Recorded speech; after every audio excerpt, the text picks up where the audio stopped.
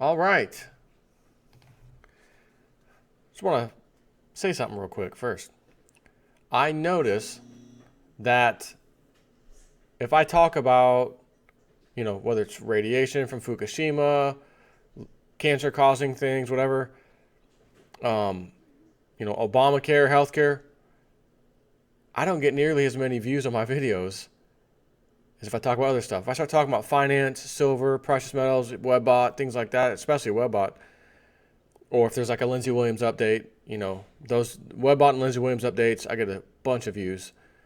But my normal stuff, finance and precious metals, that sort of thing, they do, pretty good. But I've been noticing, like I said, if I talk about healthcare or, Fukushima or someone planting some corn and killing off the bees, they get about half the views roughly.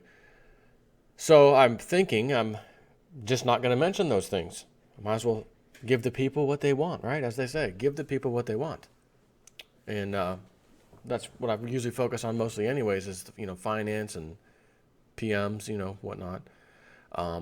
But I do notice the economic things, people are interested in that as well. I do decent views on those, which is why I'm going to do this video. It's again, reading at Zero Hedge. And I want to stop for a second too, because remember how I used to say, like when I first started doing these videos and stuff, I would do maybe one every few days or whatever. Then it got to the point where, man, I could do one video a day easily. And now I'm stopping myself as much as I can, usually to do just two, when I could do 3 or 4 a day easily. So it's like there's so much stuff going on. I've got plenty to pick from. And the same can be said about Zero Hedge. When I first started reading Zero Hedge or even Silver Doctors, you would see, their articles come in and you could refresh during the day, refresh the page, and there might be a couple more or whatever. Now it's like I got to refresh a few times a day or else some of the stuff gets on page 2 already. You know what I mean? So it's like there's just that much stuff going on that has to be covered. It's everywhere. So, and I feel like I ask myself, like, man, people might be getting tired of my, 2 videos a day. Gosh, they're probably getting tired of seeing my ugly face and hearing my voice. But there is just that much to talk about. And I don't have to like struggle to find something and say, well, let me try to talk about this today. I mean, here's the one I want to talk about. There are no more hotel beds at all. Sweden's tourism industry collapses as resorts become refugee centers. And I'm going to have to give you something for that.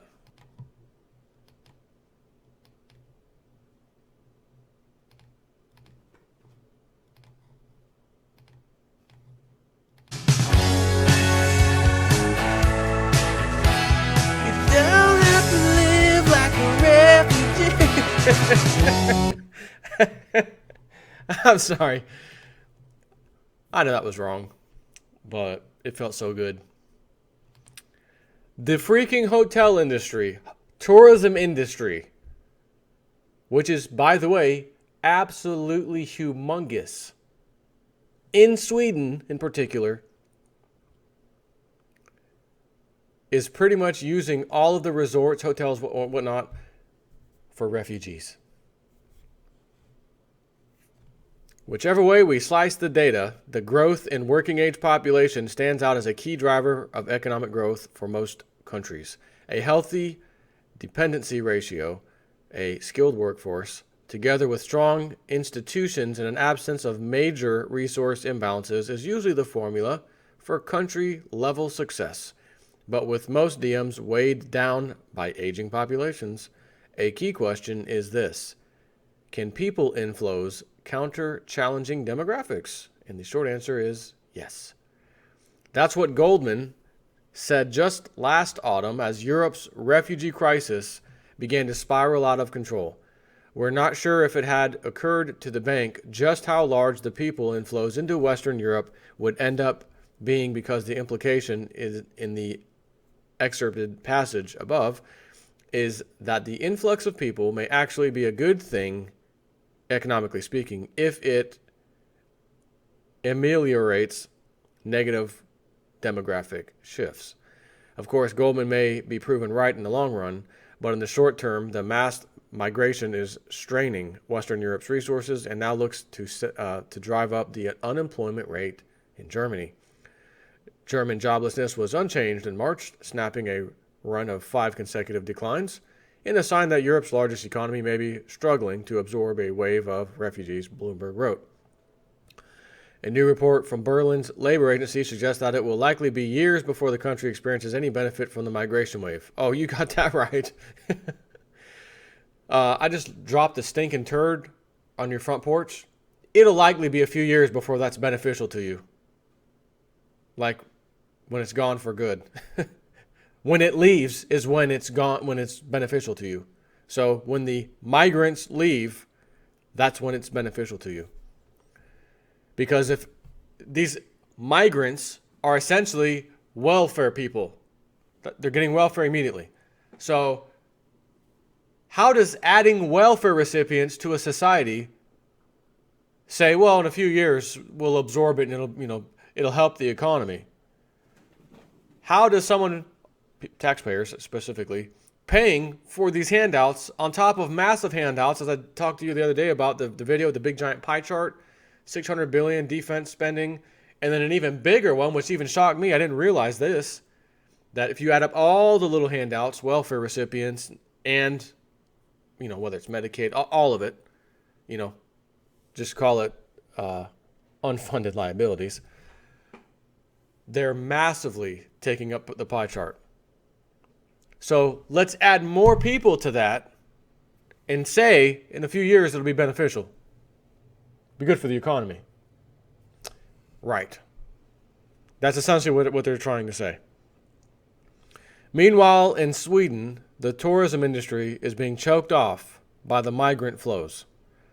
According to SVD Näringsliv, the Swedish Migration Board's move to transform tourist facilities into asylum centers means there'll be no more room for vacationers or tourists. In some municipalities, there will be no hotel beds at all, Lena Larsson, CEO of Småland Tourism, said.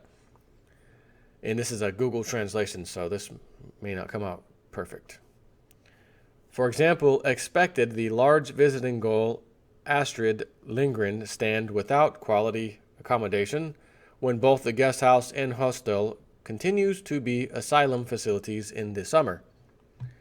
The players in the tourism industry understand the seriousness of the background of the war in Syria, but several highlights that the consequences of the Migration Board's procurement for the tourism industry in Sweden must be clarified. It is so big changes to visit Småland now has to scan the entire range. It is very uncertain how it will be this summer, says Lena Carlson. Another example can be found on the West Coast. There, says Lars Erik Fields, president of Södra Bohuslän Tourism, the impact on summer tourism is likely to be so big that you have to take stock of the range of partners throughout western Sweden. According to Fields, has also affected touristic prime locations, with which Socialite House on the island of Marstrand and City Hotel in Lysekil, which are both refugee accommodations in the summer. Let me go ahead and stop that translation and skip on.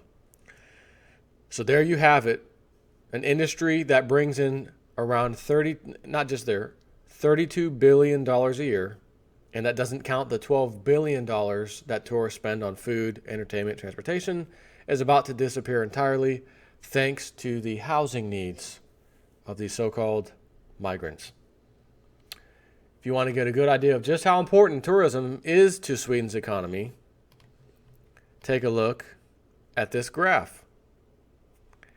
That orange bar there is Sweden, and the blue one is average elsewhere.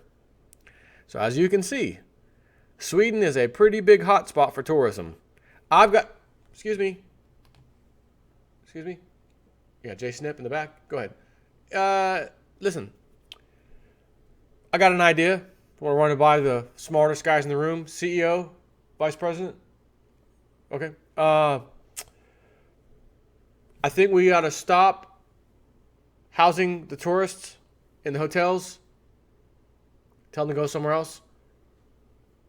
Let's bring in the refugees.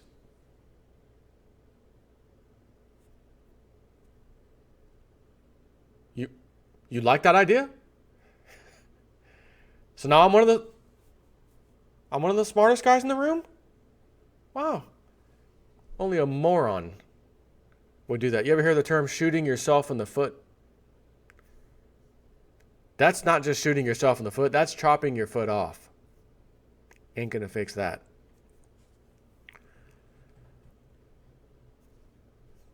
Wow.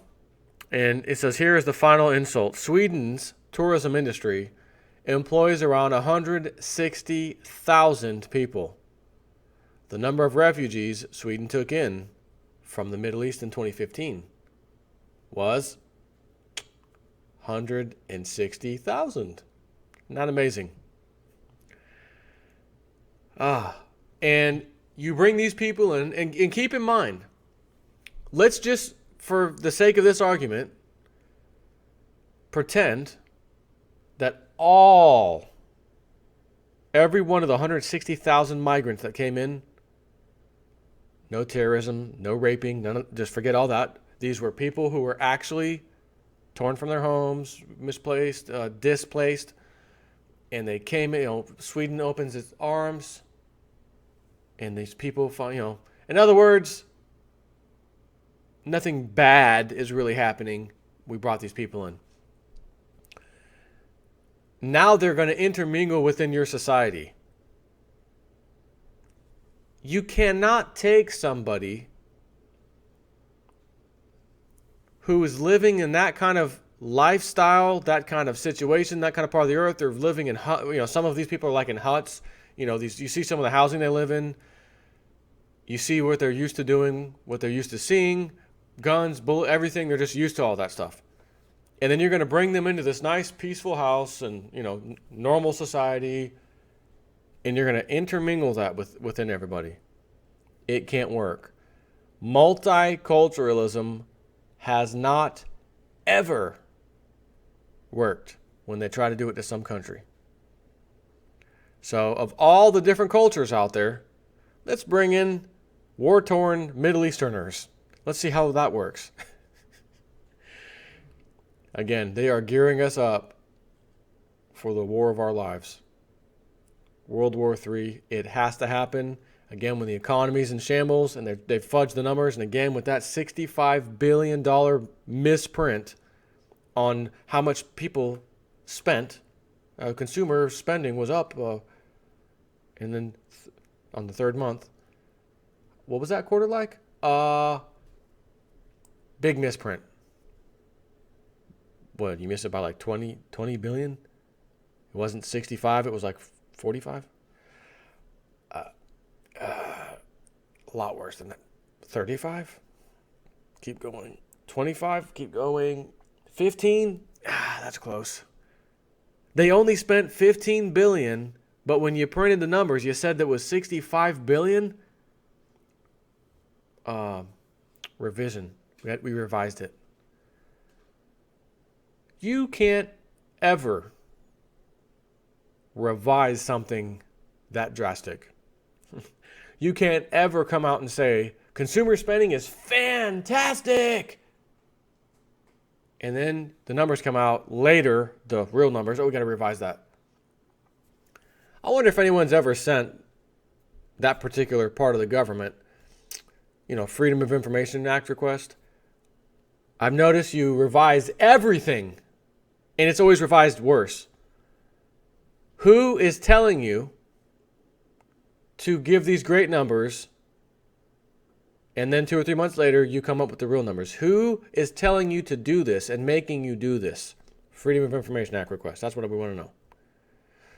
Your reply will be, sorry, that's classified, national security, or here you go. Oh, they replied. Blacked out, redacted, blacked out. And at the very end, not blacked out, your request has been answered. Thank you. You might as well send me a blank piece of paper so I didn't waste taxpayer money on the ink you wasted blacking it all out. But anyways, this is what we're becoming. This is what we're going to have to get used to. Take care.